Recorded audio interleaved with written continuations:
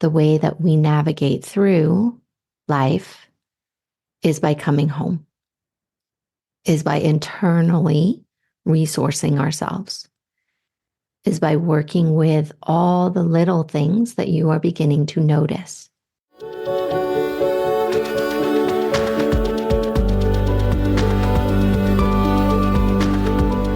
We've all come here with a divine purpose, traveling on a stream of cosmic dust from the stars into our mother's wombs, born into this precious life. It is no accident that you are here, my love, on earth, in this moment, in this body. You are here longing to find your place, to align with your purpose, to embody your passions and to live into the dreams of your heart.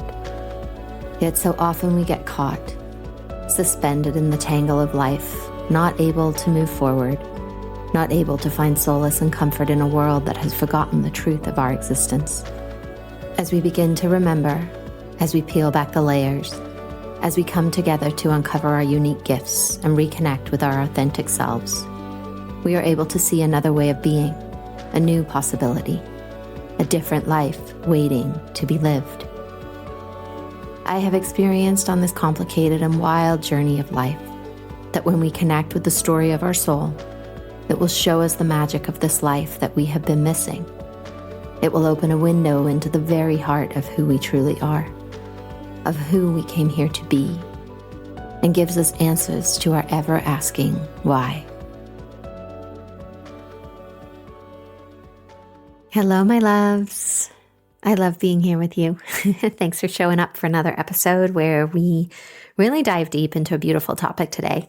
Misty is here with us, and she thinks she's in the midst of a midlife crisis. She's having trouble believing in herself and trusting herself as she moves into a life that is more aligned with her soul. So this reading takes us through a journey where we look at the importance of noticing and being present to our actions as a way to develop your intuition.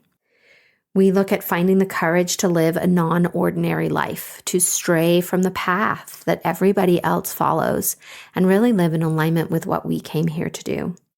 We look at how this life we live in at the moment is wild and fragile. These times are very unique, and it is so important that we internally resource ourselves so that we can walk through the external world with being less affected. We also take a journey with overwhelm and look at overwhelm as your guardian angel and seeing that it's actually protecting you from something deeper. And Misty shares with us this beautiful wisdom that is inherent in her of her willingness to just be with everything as it's happening and really engaging with this as a portal to changing. Before we dive in, I want to remind you of the Ignite Your Intuition free guide. There's a link in the show notes. There's workbooks, meditation, ceremony guidelines designed to help you really connect in with the truth, your authentic self, and how to move you forward. There's also a link in the show notes to the Primal Intuitive Power Quiz if you haven't taken that yet, to find out which is your strongest intuitive gift. Also, I wanted to send out a preliminary announcement for a sacred circle that will be starting in September. It is called The Crucible, and it's a circle of fearless feminine alchemists living in devotion to the truth that is alive within us all. It feels big. It feels wild. It feels important. I'll be sending out more information as we get closer to the time. There's a link in the show notes if you're interested. If you already know this is for you, join me. Let's sit and circle together and be the change that the world needs. I love you. Hi, Misty. Welcome to the podcast. How can I help you today? Hi, Sarah. I think I'm in the midst of a midlife crisis, and I'm just having trouble believing in myself and just a lot of doubt, and wondering how I can better trust in myself and find something that's more in alignment with my soul or spirit in this life. Thank you. So, the first thing I notice that stands out to me is that you're holding your breath. Like, I feel sort of short of breath myself, and that this sort of nourishing breath that's available to you gets caught in your nostrils. What's your relationship like with your breath? Well, it's kind of funny that you asked that. I have been exploring my breath in the last week. I do yoga and I have been doing like the noticing, yeah, that I'm in anxiety a lot. So I've just been not sure whether I'm breathing fast or if I'm just holding my breath, like you're saying. But I've been working with the words, all I am is my breath. I've been doing box breathing. Last night I was looking into some other breaths, like doing a 4 count inhale and then exhaling for as long as I can, and then even humming during the exhale, and just working with different techniques to help with the grounding of my breath. And yeah, and a lot, I've been saying that all I am is my breath a lot. Yeah. Well, I take this as confirmation that that is a really supportive practice of you. If this is the first thing that I'm seeing when I look at you, is this practice that you're inside of. So just really confirming that you are making choices in the direction you want to go already. The other thing I notice is your jaw clenching and like how all this anxiety lives in your upper body, like in your head and in your jaw. I feel a tightening in your shoulders and your neck. How do you relate to that? Yes, I definitely have felt a much more tightening in my upper body and even in my chest. Last night, I noticed like a tightening in my heart space. And when I sleep, I noticed that my tongue is like pushing against my teeth. I have never noticed that before, but I've noticed that in the last month a lot more than I've never noticed that before actually. So I don't know what that's about, but yeah, that feels true. So, what I see in that, right, is this part of you that is waking up and noticing. And this is a very, very important part because for so long in our lives, we go through life just showing up for the next thing. And we don't pause long enough to notice. And we're just running headlong into the frenzy, right? Clinging on, trying to survive. And then there comes a point when we're like, I just can't do this anymore. I don't even know what I'm supposed to do, but I know I cannot do this. And I see you in that place, right? And this beautiful part of you is awakening, of noticing. And this is deeply connected to your intuition, this part of you that is willing to look a little deeper. And she might not know the answer. She doesn't know why your tongue is being pushed against your teeth, but she's finally noticing that you're doing it. And that's huge because it means you're pausing and being in the present moment. How much credit do you give yourself for all that you're doing? Probably none. Mm-hmm. What's that about? I don't know. Just feeling like I'm just always struggling. There's never, I never feel like I can relax or really enjoy myself. What would happen if you relaxed and enjoyed yourself? I don't know. Have you ever been able to relax and enjoy yourself that you can remember? I think it takes a while. I know that going to the forest or going out in nature definitely helps. So you're showing me a little girl, and she's standing there. She's holding a teddy bear, and it's kind of dangling, right? She's not hugging it, it's just dangling from her hand. And she's standing there and she feels very alone.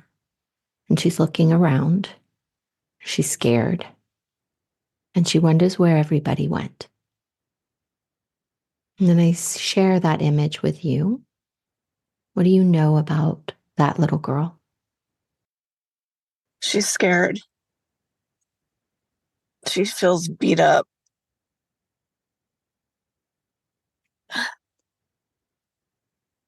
She feels like no one understands her or what she feels is important in this life.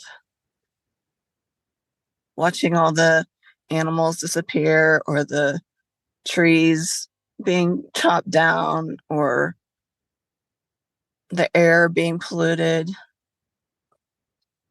or all the trash on the side of the road,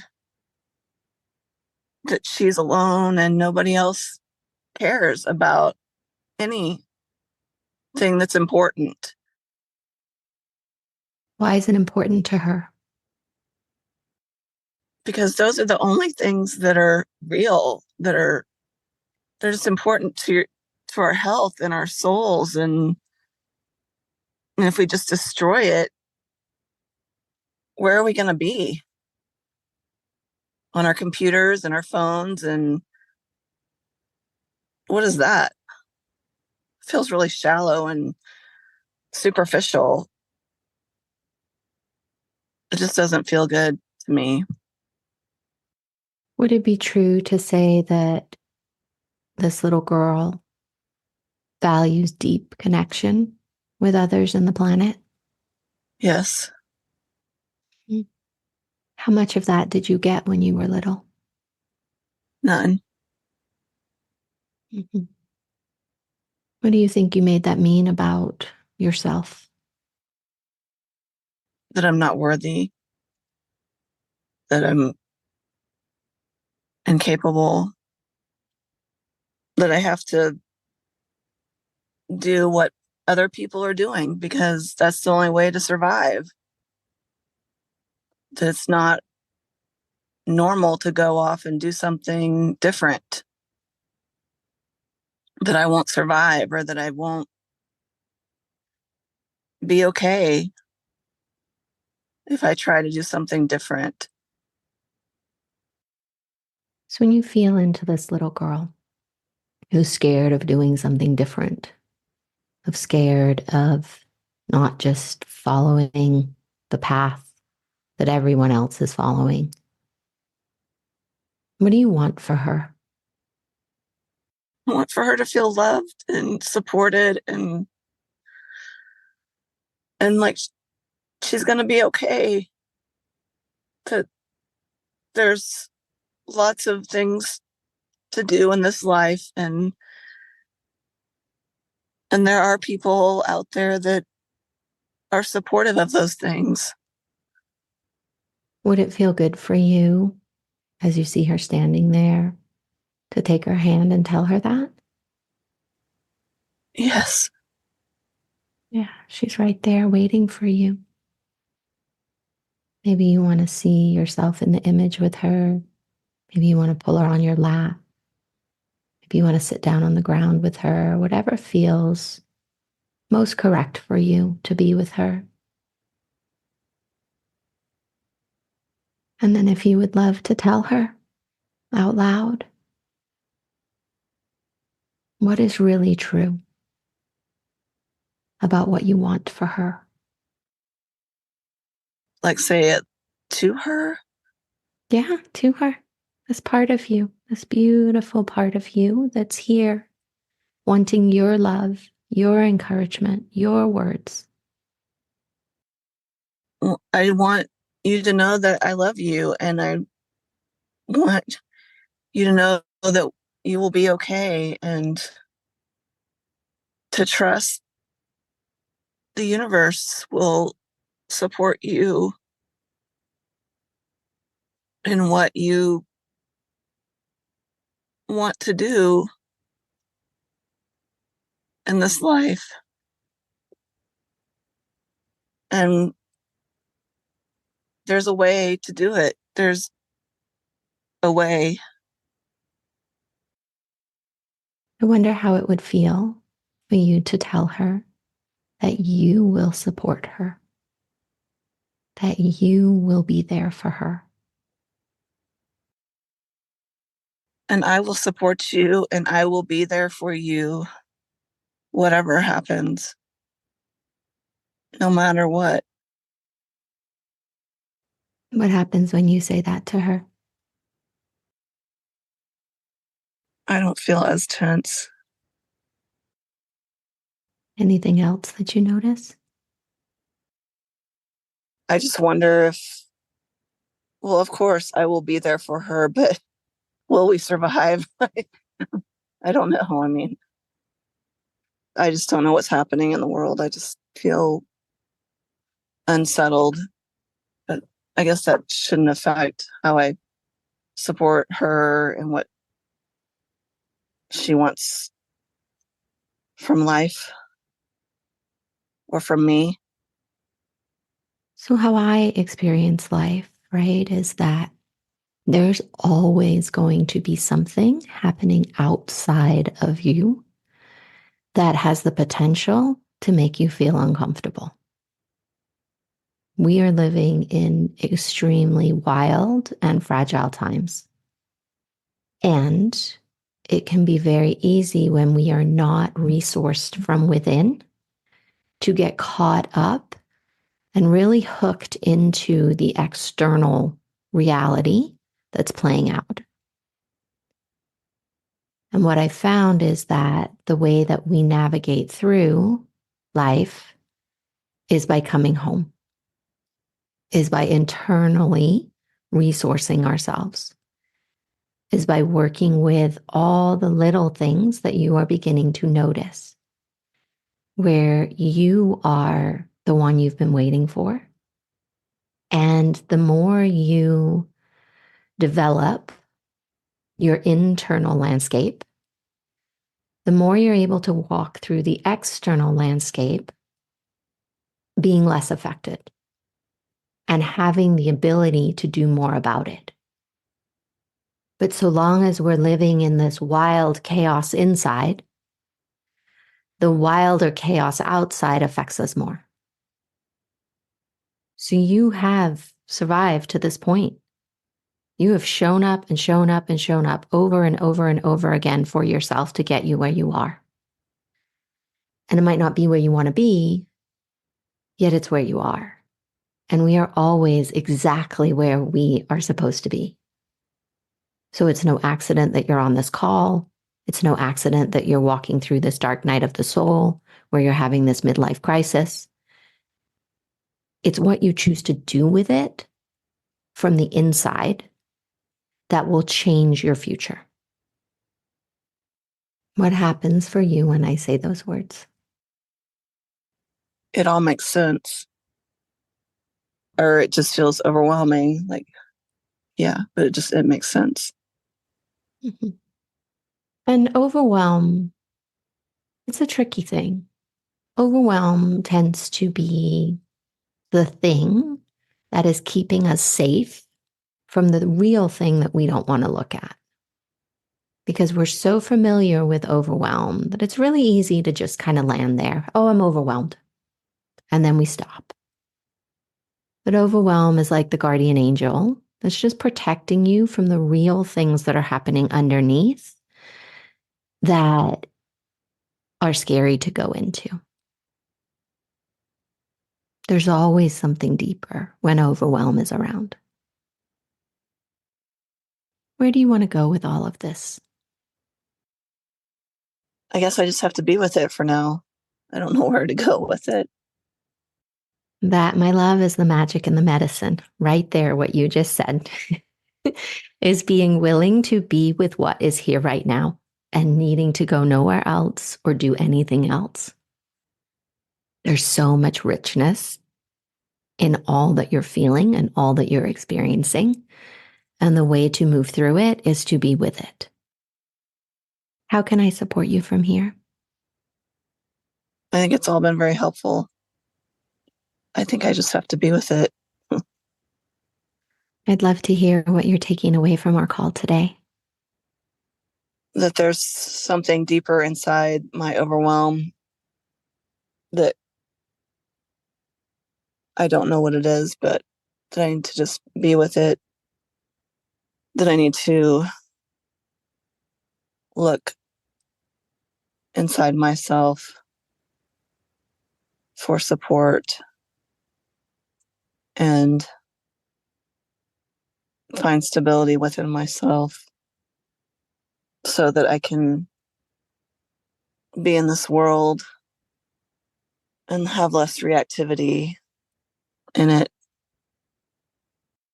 And the thing they're saying to add is to really remember to give yourself credit for how incredibly wise you are and your willingness to show up for yourself and to be here and to be on this journey. This is not something that everybody will choose.